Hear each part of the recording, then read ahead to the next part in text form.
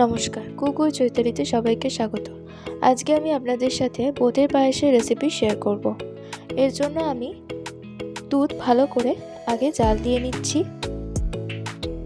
আমি এর জন্য 500 ml একটা প্যাকেট নিয়ে নিয়েছি।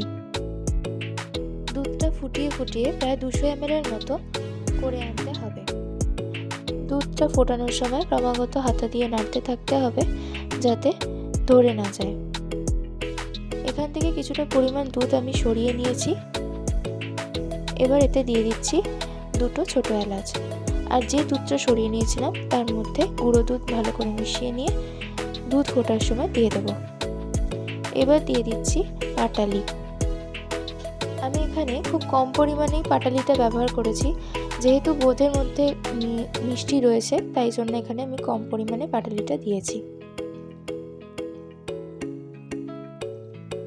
ফুটে দুধের পরিমাণটা যখন বেশ ভালো মতো কমে আসবে তখন এখানে বোঁদেগুলো দিয়ে দেব।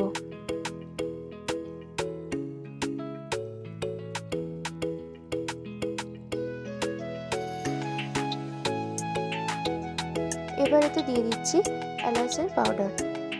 সব শেষে নামানোর আগে কাজু, কিশমিশ আর আমন্ডের কুচি ছড়িয়ে দিলে রেডি বোঁদের পায়েস। রেসিপিটা ভালো লাগলে অবশ্যই লাইক এবং শেয়ার করে দেবেন এবং কমেন্ট করে জানাবেন কেমন লাগলো। আরও নতুন রেসিপি পাওয়ার জন্য কুকু চৈতালি চ্যানেলটি অবশ্যই সাবস্ক্রাইব করে দেবেন।